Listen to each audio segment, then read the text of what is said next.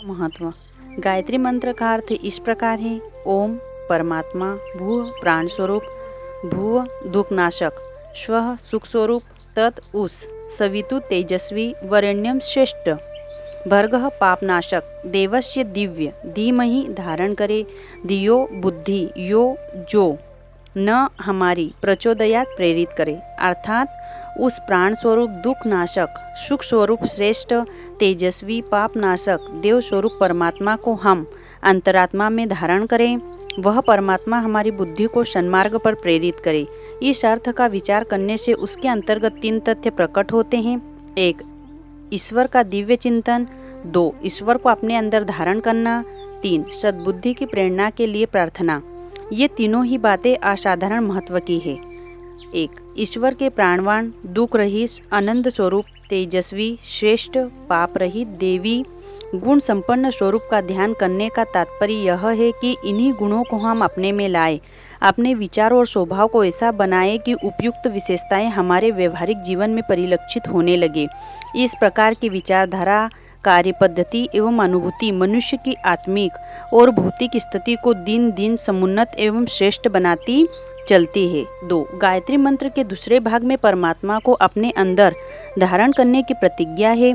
उस ब्रह्मा, उस दिव्य गुण संपन्न परमात्मा को संसार के कण कण में व्याप्त करने से मनुष्य को हर घड़ी ईश्वर दर्शन का आनंद प्राप्त होता रहता है और वह अपने को ईश्वर के निकट स्वर्गीय स्थिति में रहता हुआ अनुभव करता है।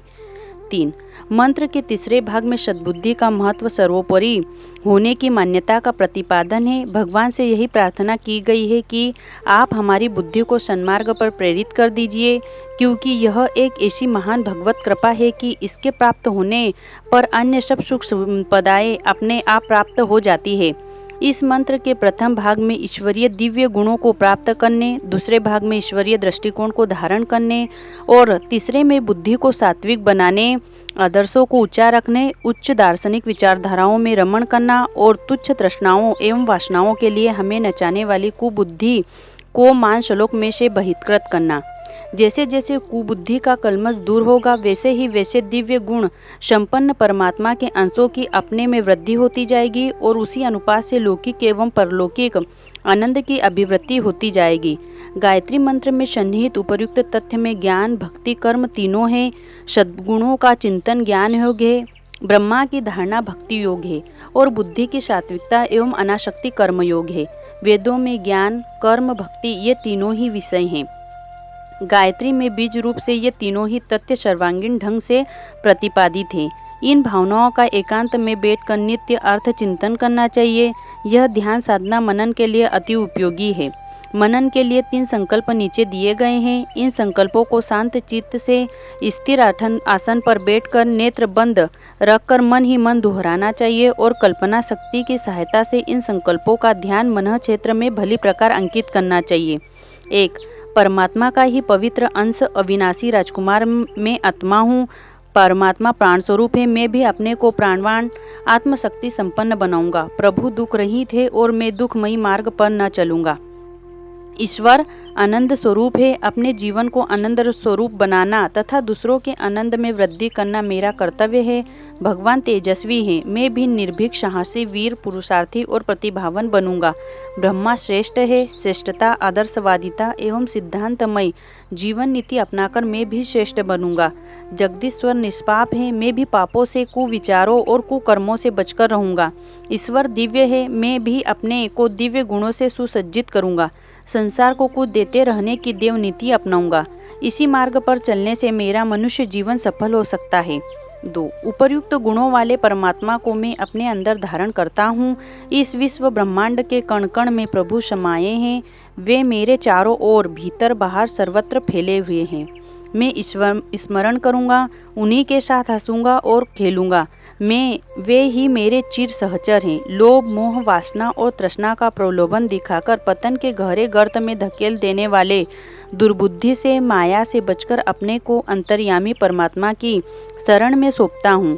उन्हें ही अपने हृदयासन पर अवस्थित करता हूँ। अब वे मेरे और मैं केवल उन्हीं का हूँ। ईश्वरीय आदर्शों का पालन करना और विश्व मानव परमात्मा की सेवा करना ही अब मेरा लक्ष्य रहेगा। 3. सद्बुद्धि से बढ़कर और कोई देवी वरदान नहीं। इस दिव्य संपत्ति को प्राप्त करने के लिए मैं घोर तप करूंगा। आत्मचिंतन करके अपने अंतःकरण चतुष्टय में मन, बुद्धि, चित्त, अहंकार में छिपकर बैठी हुई कुबुद्धि को बारीकी के साथ ढूंढूंगा और उसे बहिष्कृत करने में कोई कसर न रहने दूंगा। अपनी आदतों, मान्यताओं, भावनाओं और विचारधाराओं में जहाँ भी कुबुद्धि पाऊंगा वहीं से इसे हटाऊंगा। असत्य को त्यागने और सत्य को ग्रहण करने में रत्ती भर भी दुराग्रह नहीं करूंगा। अपनी भूलें मानने और विवेक संगत बातों को मानने में तनिक भी दुराग्रह नहीं करूंगा। अपने स्वभाव, विचार और कर्मों की सफाई करना, सड़े गले कूड़े कचरे को हटाकर सत्य, शिव, सुंदर की भावना से अपनी मनोभूमि को सजाना है।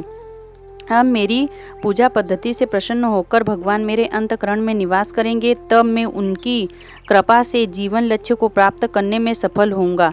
इन संकल्पों में अपनी रुचि के अनुसार शब्दों का हेर फेर किया जा सकता है, पर भाव यही होना चाहिए। नित्य शांत चित्त से भावपूर्वक इन संकल्पों को देर तक अपने हृदय में स्थान दिया जाए तो गायत्री मंत्र के मंत्रार्थ की सच्ची अनुभूति हो सकती है। इस अनुभूति से मनुष्य दिन दिन अध्यात्म मार्ग में ऊंचा उठ सकता है।